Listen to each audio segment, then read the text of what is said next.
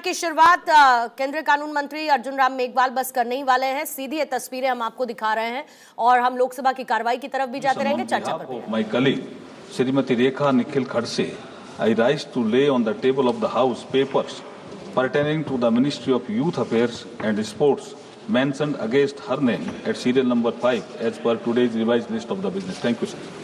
Item number 6, Sri P.P. Chaudhary.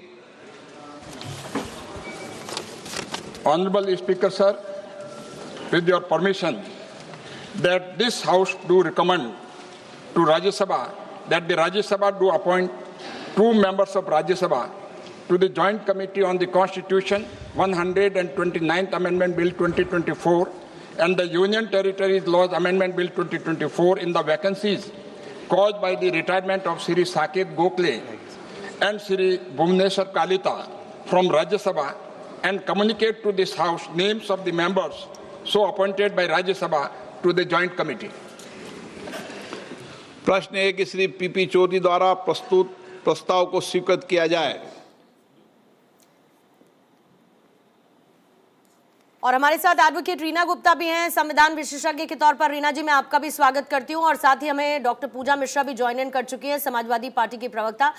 इससे पहले पूजा त्रिपाठी, मैं आपसे जवाब लूं, एक बार मैं पूजा मिश्रा जी से उनका ओपनिंग स्टेटमेंट लेना चाहूंगी, क्योंकि पूजा जी एक बड़ी बात यही है कि नीति निर्धारण में महिलाओं की भूमिका जो 14% अभी एट द मोमेंट नजर आती है, उसको बढ़ाने की कोशिश 33% हो रही है, वो भले ही डीलिमिटेशन के साथ हो। अब इसमें इतने इफ एंड बट आखिर क्यों ऑपोजिशन की तरफ से निकाले जा रहे हैं? ऐसा बिल्कुल नहीं है कि डीलिमिटेशन होता है तो उससे सारा का सारा नुकसान ऑपोजिशन को ही होगा, जैसा आपको लगता है कि एसआईआर से नुकसान किसी और को नहीं बल्कि सिर्फ और सिर्फ ऑपोजिशन को होगा। पूजा जी, आपका जवाब लेने से पहले वापस से एक बार मुझे सदन की कार्रवाई का रुख करना होगा। संघ राज्य क्षेत्र विधि संशोधन विधेयक 2026 को पुनर्स्थापित करने की अनुमति दी जाए। Item number 9, Shri Arjun Ram Meghwal. धन्यवाद अध्यक्ष महोदय, मैं आपकी अनुमति से ये प्रस्ताव करता हूं कि परिसीमन विधेयक 2026 को पूर्व स्थापित करने की अनुमति दी जाए। धन्यवाद। श्री केसी वेणुगोपाल जी। Sir, as per the rules of procedure 72, I raise here to object the bill introduced by Mr. Meghwal ji and Amit Shah ji. Sir, this actually is a fundamental, it bill is completely a fundamental attack on Indian federal structure, sir. So what exactly the intention of the introduction of the bill? This is what the entire country is now watching. Last 2023, Lok Sabha and Rajya Sabha, the Parliament passed a bill ensuring 33% women reservation in the Parliament and Vidhan Sabha. Sir, that point of time itself, Leader of Opposition Rahul Gandhi from here, Leader of Opposition of other House, Mr. Mallikarjuna Kharge ji, and former CPP Chairperson Sonia Gandhi ji, and all other opposition leaders completely asked the government, yes, this women reservation has to be enforced in 2024. Venugopal ji, Venugopal ji, we just एक minute सुनिए। 1 minute sir, 1 minute sir, एक minute Venugopal ji, मैं please आपको एक minute मैं दे रहा हूँ। पूरे विषय पर मैं बोलने दूंगा, पर्याप्त समय दूंगा, लेकिन ये विषय अभी बिल इंट्रोड्यूस का है, उस पर बोल रहे, बाकी आप पूरा विषय रखना, मैं सबको पूरा विषय समय दूंगा। भूमिका इसमें नहीं बांधते। 81 and 82 completely provide the protection for fixing the streets of state on representation basis. This government want to completely hijack that constitutional protection and they want to put, the bill is very clear, sir. The bill, sir. नहीं, मेरा एक अनुरोध है, मेरे को आपने speaker ने कहा है आप बोल सकते हैं, मगर स्पीकर ने जब कहा कि रूल 72 में है, आप इंट्रोडक्शन को अपोज करने के लिए रूल्स 72 में जो आप बोलना चाहते हैं तो वो टेक्निकल विषय है। आप जो है पूरा इशू पे डिबेट पे शुरू हो गया। वेणुगोपाल जी, ये डिबेट का समय का नहीं है, ये टेक्निकल आप ऑब्जेक्शन जो उठाया उस पे बोलना है। कॉम्पिटेंसी ऑफ द हाउस का जो मामला है आप उसको बताइए। नहीं, पूरा मौका देंगे, कोई अभी बिल पास थोड़ी हो रहा है। आप जितने घंटे जाओगे उतने घंटे मौका दूंगा। 33% of women reservation. Why don't you implement in 2024 election? Sir, you only, sir. Very clear. गृह मंत्री जी क्या कह रहे हैं? बिल के पुरस्तापित है बगैर बिल के मेरिट्स पर कैसे चर्चा हो सकता है? अभी उनको तकनीकी ऑब्जेक्शन है तो ही वो ले सकते हैं। एक बार बिल पुरस्तापित होने के बाद ही बिल के मेरिट्स पर सदन के सदस्य बोल सकते हैं। अभी ये सदन इस स्टेज पर है कि बिल को पुरस्तापित करना या ना करना। तो बिल को पुरस्तापित करने के लिए टेक्निकल ऑब्जेक्शन ही रूल 72 में वो ले सकते हैं। उनको भाषण करने का पर्याप्त मौका मिलेगा और आप बड़े दयालु हो, ज्यादा मौका देना उनको, हमें कोई, और हम भी कस कर जवाब देंगे, हमें कोई तकलीफ नहीं है। परंतु अभी जो रूल्स है वो रूल्स ये है कि वो तकनीकी ऑब्जेक्शन ही ले सकते हैं, बिल के मेरिट्स पर नहीं बता सकते। Sir, what is the procedure of the house, sir? Sir, you तो honorable speaker, प्रोसीजर sir. सुनना चाहते हैं? Sir, you allow me to नहीं, speak. नहीं, Yes, sir, allow. you allow me to speak. Allow कर दिया Minister can reply मैं final. इनका Minister माननीय can गृह मंत्री जी reply. का बिल इसलिए मैंने मौका दिया उनको। Why Amit Shah ji interfering minute? He can reply, sir. What is there, sir? No, You no. can reply. You can reply. Sir, my point is very clear. Sir, this bill. चालू है, mic चालू है। आपका ही बंद होता है, इनका बंद नहीं होता। Mike is not watching. Mike चालू है।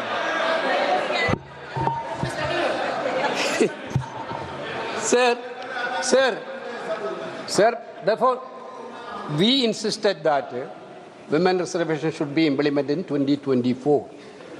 You brought a bill that women reservation will be implemented after the census and census after delimitation. This is by the government only, not from opposition. Now you are telling delimitation census is not possible before 2029. Therefore, you have a better example in Assam. You have a better example in Jammu Kashmir. How you completely done the delimitation exercise? Every entire country know that. You want to centralize that delimitation now nationally. Sir, my point is that, sir, this is against. Sir, you are. When Indira Gandhi ji was the Prime Minister, the protection of the state has been given by the Constitution 25 years. Sir, Atal Bihari Vajpayee ji also in 2001. Atal Bihari Vajpayee also extended that protection. Now you want to take away the protection given by Indira ji and Atal Bihari Vajpayee. Your intention is very clear, sir. Your intention is to hijack Indian democracy. You know about the Indian people mindset. You are scared of 2029 election. Yeah. You want an escape route to cover up that 2029. That's why you bring the anti-constitutional bill. Therefore, I think the minister has to withdraw this bill, sir. This is the minister has to withdraw this bill. मैं पहले ही सदन को बता दूं कि इस bill पर व्यापक चर्चा होगी, इसलिए आप अपने विषय को जब व्यापक चर्चा हो जब बोलें, और पर्याप्त समय आपको दूंगा, कोई समय की कमी नहीं रहेगी। अभी नियम प्रक्रियाओं से सदन चले, 72 में ही आप ऑब्जेक्शन करें, ये मेरा आग्रह है आपसे। धर्मेंद्र यादव जी आपको देंगे। धन्यवाद अध्यक्ष जी। पहले सबसे पहले आपका, मैं अपनी पार्टी और अपने नेता आदरणीय अखिलेश जी की ओर से ये जो तीनों ही के तीनों बिल आए हैं, संविधान संशोधन बिल, परसीमन बिल, संघराज्य बिल, तीनों ही बिलों का पुरजोर विरोध करता हूं सभापति जी, और संवैधानिक आधार पर करता हूं। देश के संविधान में हम संसद को पावर इस बात की दी गई है कि संविधान की सुरक्षा करें, सुरक्षा करें, लेकिन सभापति जी आज एक ऐसे बिल आए हैं कि हम लोग संविधान को ही तोड़ना, मरोड़ना, फोड़ना चाह रहे हैं, और इसका हम समाजवादी पार्टी के लोग पुरजोर विरोध करते हैं। सभापति जी, विरोध के आधार हैं। सभापति जी, जिस तरह से डिलिमिटेशन को जनगणना से पृथक किया जा रहा है, ये मैं समझता हूं संविधान की भावनाओं के पूरी की तरह से विरोध में है। जिस तरह से महिला बिल के नाम पर महिला बिल की चाशनी, अध्यक्ष जी एक मिनट तो देना पड़ेगा अध्यक्ष जी, नहीं देंगे, दीजिए। ऐसे नहीं महिला बिल की चाशनी के नाम पर जो हाल कश्मीर का हुआ है, आसाम का हुआ है, वही हाल पूरे देश के करने का जो प्रयास है, हम संपूर्ण विपक्ष की ओर से इसका हम पुरजोर विरोध करेंगे।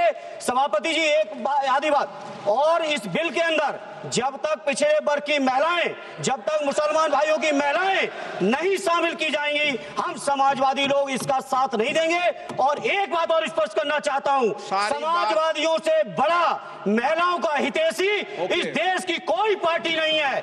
आज भी आपसे ज्यादा प्रतिशत हमारे अंदर महिलाओं की है। इसलिए सभापति जी आपके माध्यम से सरकार से अनुरोध है कि इस बिल को, संविधान संशोधन बिल को, परिसीमन बिल को, केंद्र राज्य संशोधन बिल को वापस लिया जाए और जो 2023 में महिला बिल लागू किया इस सदन ने, उसका अनुपालन किया जाए, देश के अंदर लागू किया जाए।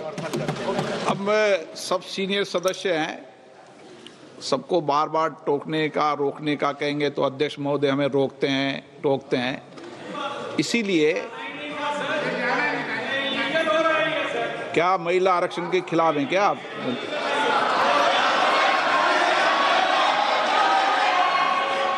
यदि अब मैं नियम 72 को पढ़ दूं, नियम 72 को पढ़ दूं, एक मिनट इनके प्रेमचंद्र जी, नियम 72 क्या कहता है ये पहले सबको स्पष्ट कर दूं।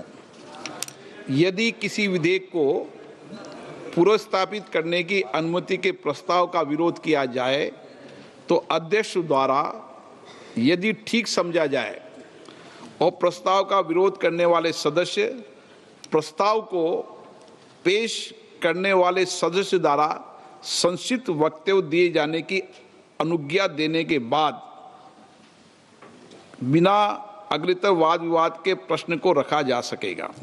परंतु जब प्रस्ताव इस आधार पर विरोध किया जाए कि विधेयक ऐसे विधान का, लेजिस्लेटिव कॉम्पिटेंस का, ऐसे विधेयक का विधान का सूत्रपात करता है जो विधायन क्षमता से परे है, तो अध्यक्ष द्वारा उस पर पूर्ण चर्चा की आज्ञा दी जा सकती है।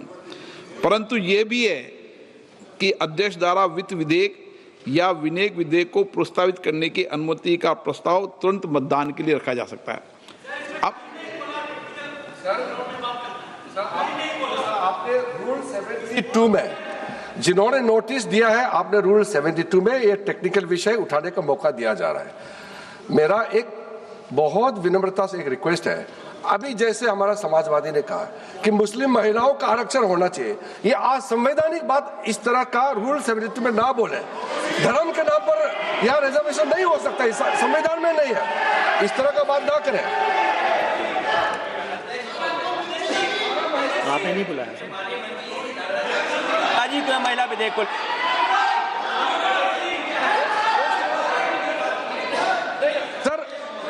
सर पूरा देश का महिलाओं के लिए बात करना चाहिए। आप मुस्लिम महिलाओं का क्यों बात करते हैं? ये राजनीतिक है, ऐसा मत कीजिए। आप पूरा देश का महिलाओं के लिए बात कीजिए।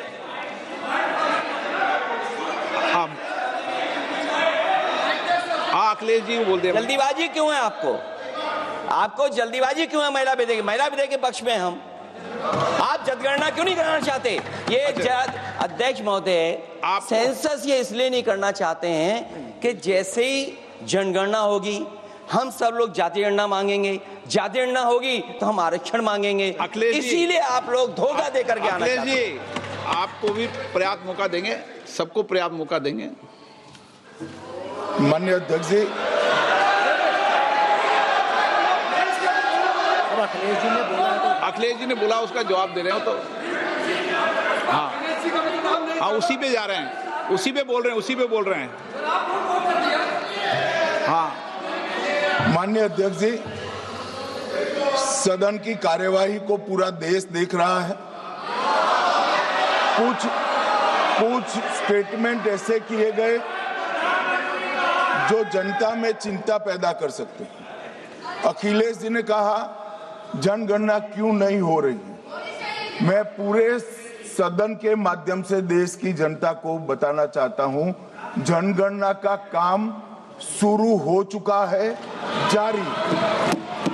2, उन्होंने कहा कि हम जाति जनगणना का मांग करेंगे।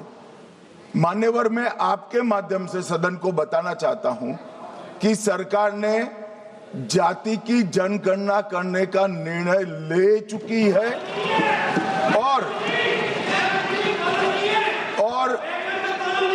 आप बैठिए बैठिए बता दो। अरे बैठिए भाई, बैठिए। और जाति के साथ ही ये जनगणना हो रही है। माननीय सदस्य धर्मेंद्र यादव जी कह रहे हैं कि कॉलम नहीं है। उनको मालूम पड़ना चाहिए कि अभी घरों की गिनती हो रही है और घरों की कोई जाति नहीं होती है।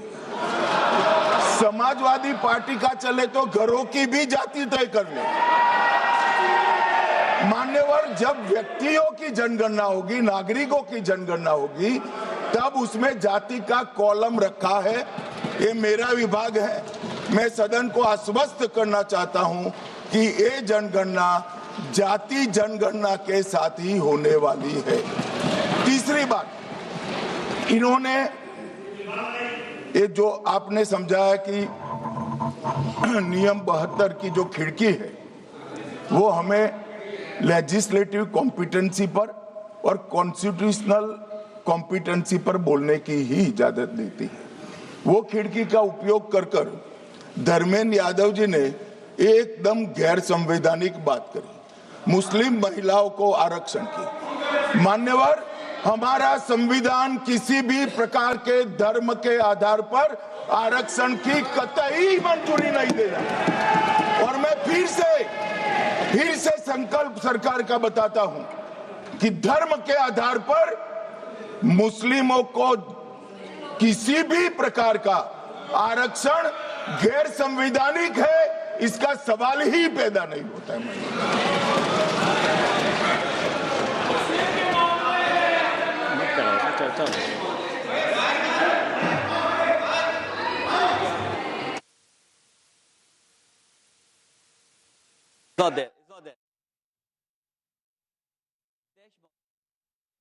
बात माननीय मंत्री जी ने कही, हो सकता है उन्होंने धर्म की बात कही हो, लेकिन पूरा देश आदि आबादी को आरक्षण चाहता है। अध्यक्ष महोदय, मैं माननीय मंत्री से जानना चाहता हूं, क्या मुस्लिम महिला आदि आबादी में नहीं आती नहीं होनी ना देंगे। समाजवादी पार्टी सारी टिकटें मुस्लिम महिलाओं को दे दे, हमें कहां आपत्ति है? हमें कोई आपत्ति नहीं है। चलिए अखिलेश जी, जब पूरी डिबेट सर नहीं सर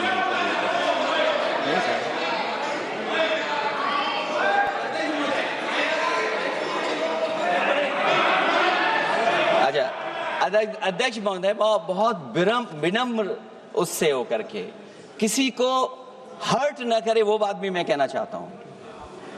अध्यक्ष महोदय, जब माननीय प्रधानमंत्री जी को पिछड़ों से वोट चाहिए था, तो माननीय प्रधानमंत्री जी अपने आप को कहा कि मैं पिछड़ी जाति से आता हूं। चलो ये नहीं, चलिए आगे बढ़िए।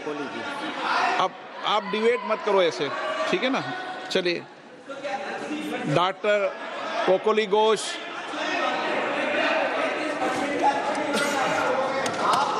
जब आपको डिबेट होगा तो पर्याप्त मौका मिलेगा। आप सारा विषय रखना, डिबेट के समय कोई दिक्कत नहीं है। Honorable sir, I rise on behalf of All India Trinamool Congress to raise my objection for introduction of this bill for two reasons. The 131st Amendment of the Constitution. First, the Article 334A is तो लोकसभा में हो चुकी है चर्चा की शुरुआत।